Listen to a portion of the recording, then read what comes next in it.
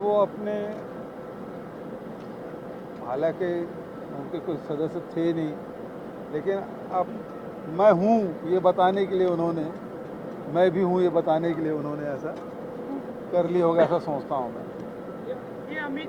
हालांकि हाँ, तो वो ज़्यादा ही होंगे, अब विधायक लोग गिन लीजिए। युवा मंत्रिमंडल की बात करें, विधायकों की आप बात करें तो अधिकांश उसमें आ गया, अंडर 50 होंगे। सर, राज्यसभा चुनाव में भारतीय जनता पार्टी ने तो आपको वाकआउट दे दिया। अमित जोगी ने नंदलाल की जमीन को बेचने का आरोप लगाया एनएमडीसी को, प्रेस कॉन्फ्रेंस कर उन्होंने कहा। चलिए, और कोई बात? थैंक यू जी। कह रहे थे कि एक आदमी नहीं लगाया, आप ही लगा रखे जी। और मुख्यमंत्री जी ने बोल दिया कि संदेश आप ही को देना है कोरोना की स्थिति का। संकल्प शिविर प्रदेश कांग्रेस कमेटी के द्वारा 2 दिवसीय आयोजित है, अखिल भारतीय कांग्रेस कमेटी के निर्देशन पर।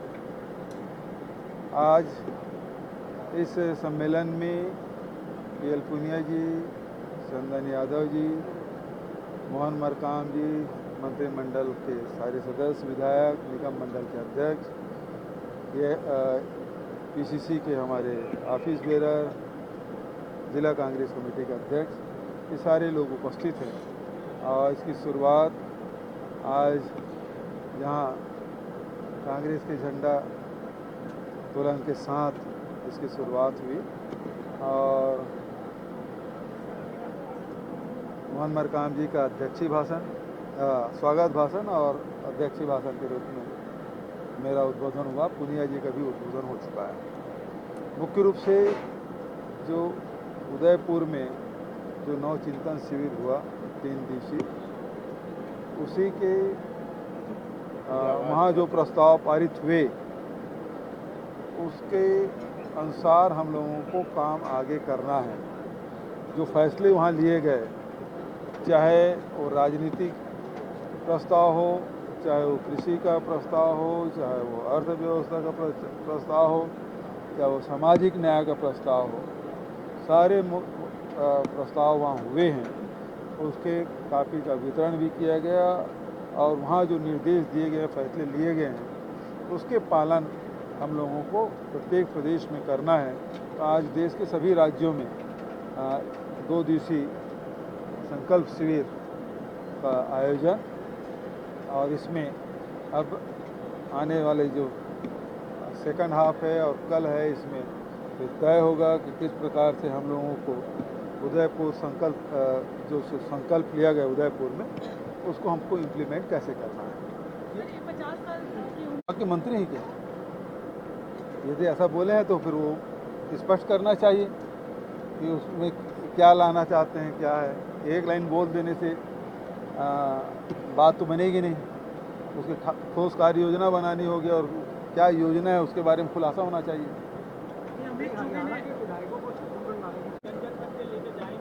उनकी उपलब्धियाँ क्या है? नोटबंदी, उनकी उपलब्धि क्या है? जीएसटी, उनकी उपलब्धि क्या है? लॉकडाउन, रसोई गैस और पेट्रोल डीजल में बेतहाशा मूल्य वृद्धि, यही उनकी उपलब्धि है। तो इसको बताना चाहिए उनको। तो आगे बढ़ना है।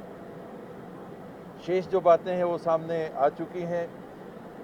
कोई पद अगर रिक्त हैं अभी भी कांग्रेस के संगठन की किसी भी इकाई में, तो 90 से 180 दिन के अंदर ये समस्त पदों को भरने के डायरेक्शन है। मंडल स्तर पे समितियों के गठन करने के डायरेक्शन है। 5 साल से अतिरिक्त कोई भी एक व्यक्ति किसी एक पद में नहीं बने रहेंगे, ऐसी बातें उदयपुर के चिंतन शिविर में घोषणा के रूप में सामने आई थी। एक परिवार का एक से ज़्यादा व्यक्ति को टिकट नहीं मिलेगा, ये बातें भी आज सामने रखी गई।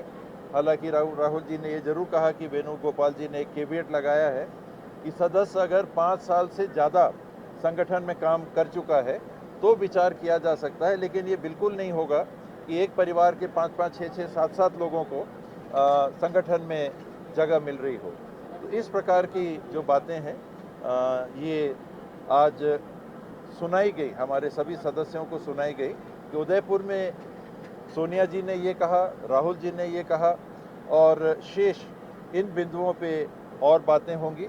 हम लोगों की जानकारी की जो बातें हैं उनको हम लोग रखेंगे और फिर साथियों के साथ फीडबैक लेके इसको अखिल भारतीय कांग्रेस कमेटी के पास प्रस्तुत करेंगे।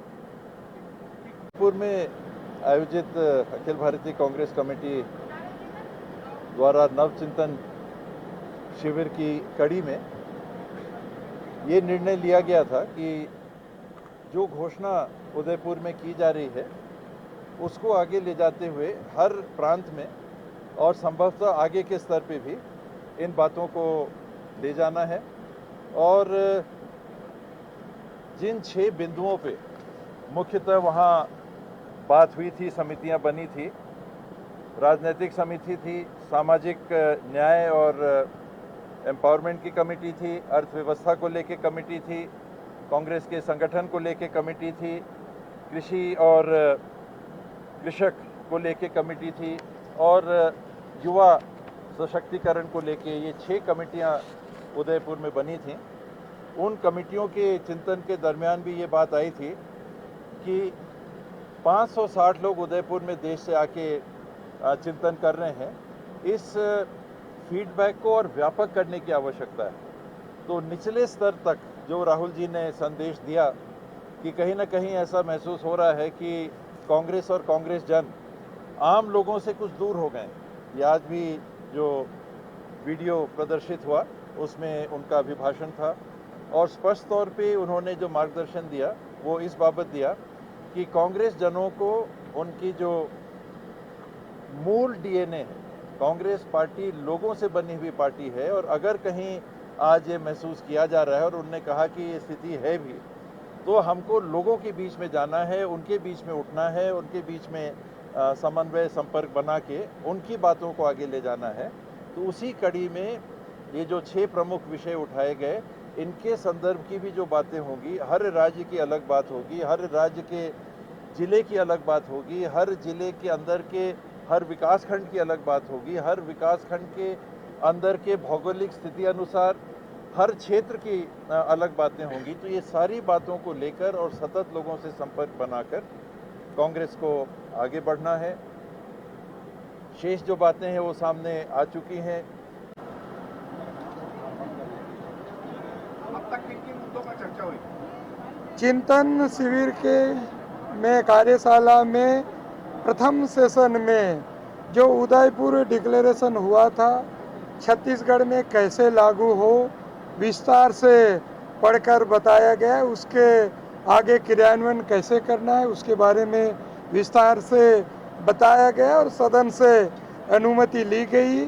उसके साथ साथ माननीय मुख्यमंत्री जी का मार्गदर्शन और आशीर्वाद, उनका दिशा निर्देशन मिला, माननीय पुनिया जी का दिशा निर्देशन और मार्गदर्शन मिला और उदयपुर में माननीय सोनिया गांधी जी, माननीय राहुल गांधी जी का उद्बोधन, जो करोड़ों भारतीयों को, करोड़ों कार्यकर्ताओं को जो संबोधन था, उस संबोधन को भी एलईडी के माध्यम से दिखाया गया।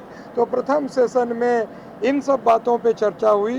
दूसरा सेशन में जो हमारे वरिष्ठ नेता उदयपुर संकल्प शिविर में भाग लिए थे, उनका अनुभव, उनका मार्गदर्शन मिलेगा और रात में 9 बजे से सांस्कृतिक कार्यक्रम होगा और कल अलग अलग मुद्दों पर जो नेताओं को 5-5 नेताओं को टॉपिक दी गई है, उस टॉपिक में हम कैसे जमीनी स्तर पर काम करें उसके बारे में अलग अलग नेता उन मुद्दों पर विस्तार से अपनी बात रखेंगे।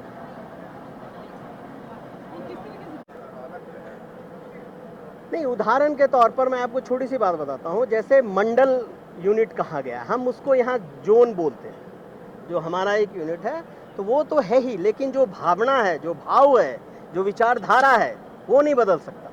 कि हमें पदयात्रा करना है, 1 से 2 तारीख तय की गई थी तो सभी प्रदेशों में हो रहा था। अब जो यहाँ के हमारे जो मुद्दे हैं कि हम इसलिए तो जो मुद्दे हैं कि हमें 75 किलोमीटर की पदयात्रा करनी है मिनिमम, तो हम कैसे करेंगे वो राज्य हम लोग मिलकर यहाँ डिसाइड करेंगे। लेकिन पदयात्रा करना है, 75 साल आज़ादी के मनाना है, इस विषय पे करना है, ये तय है।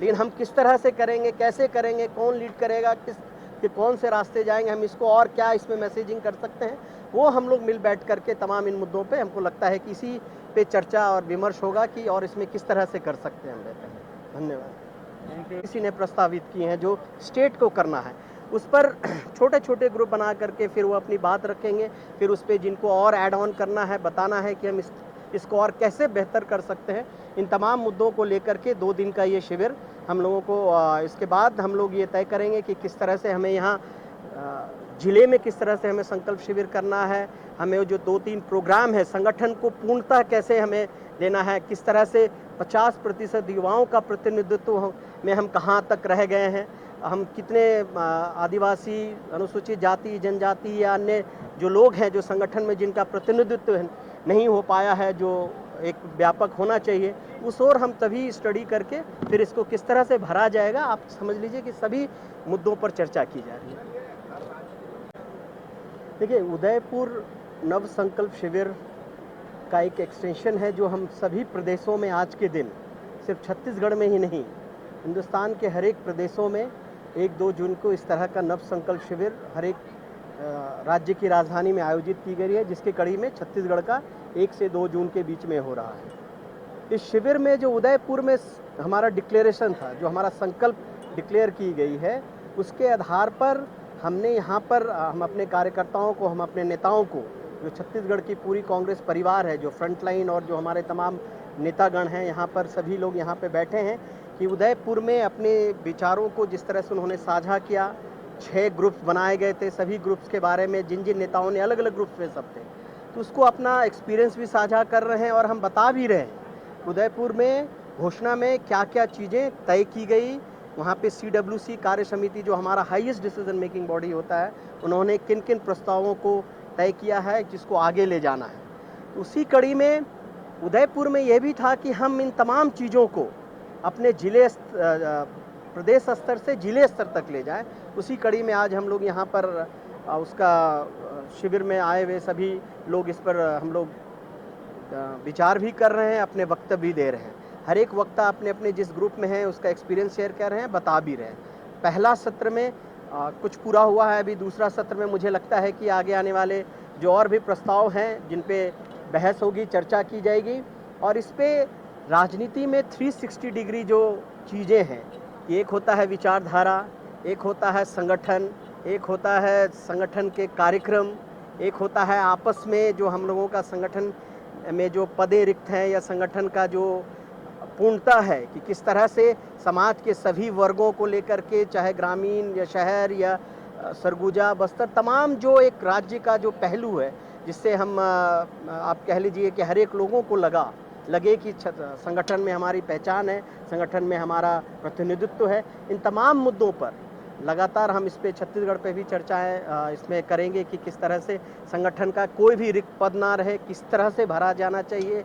प्रस्ताव भी आ रहा है और उस पे लोग फिर सजेशन दे रहे हैं। बहुत तरह के कार्यक्रम AICC ने प्रस्तावित किए हैं जो स्टेट को करना है, उस पर छोटे छोटे ग्रुप बना करके फिर वो अपनी बात रखेंगे।